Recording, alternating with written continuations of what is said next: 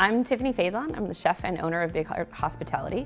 So I started with Sweet Cheeks, which is an American barbecue concept. Started expanding after I paid my investors off and opened a restaurant called Tiger Mama, which is Southeast Asian with a focus on significant amount of like bar culture and beverage service in addition to our food programs.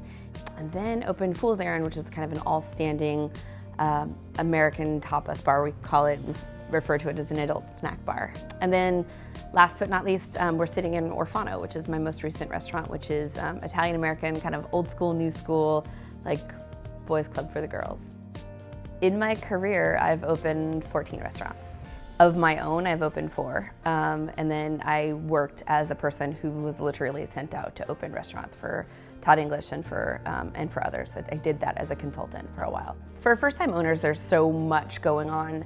And I meet a lot of chefs that want their own restaurant, and they want that as an expression of their own personal creativity or hospitality. And all those things are 100% the right reason. It is cooking, and it is an expression of your creativity and the culmination of the things that you've learned. Hospitality, making people feel good and feel like they're in your space, in your home, and taking care of them. It is also so much about business and making sure that you keep the restaurant open. If you're not able to engage in like the basic business acumen that you need around keeping your restaurant open, all the things that you want to do, cooking, hospitality, they don't mean anything if the doors are closed. What I've learned and what I really wish people knew was it's not a race. It really isn't.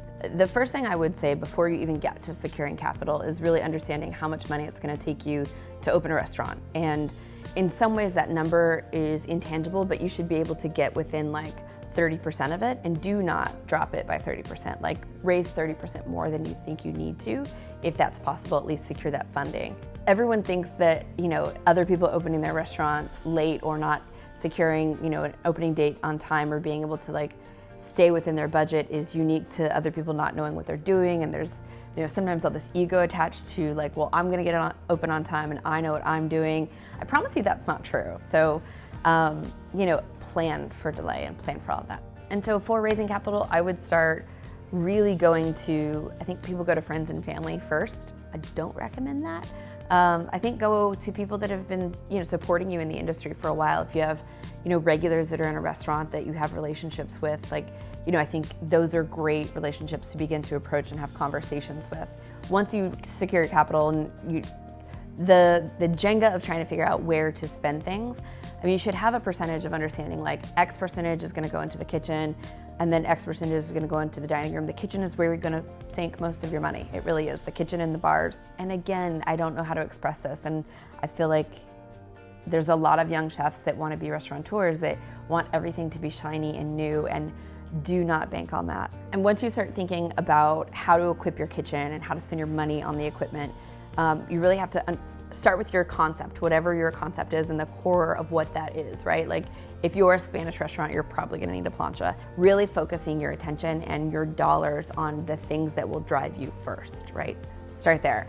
Even within that, once you focus on what you need, it's really important that you do research on what the most reputable brands are and not just what you're seeing your friends use on Instagram. Like it's about brands that are gonna be built tough, that are gonna have a really great track record for getting you through a significant amount of years. Because what you don't want to do is finally get to a point where it's looking like you're able to kind of turn the corner, pay your investors back and make some money, and then you're just replacing equipment left, right, and center. So again, it's like you have to get over the shiny objects, and you really have to focus on what matters in order to move a restaurant along. Like beautiful things in a restaurant they're nice to have, but they're ultimately not what's gonna keep you alive day to day. And you can't overspend on things that none of these beautiful chandeliers are gonna cook pasta, right? So you have to think about really going back to basics and understanding what percentage you need to spend in what area.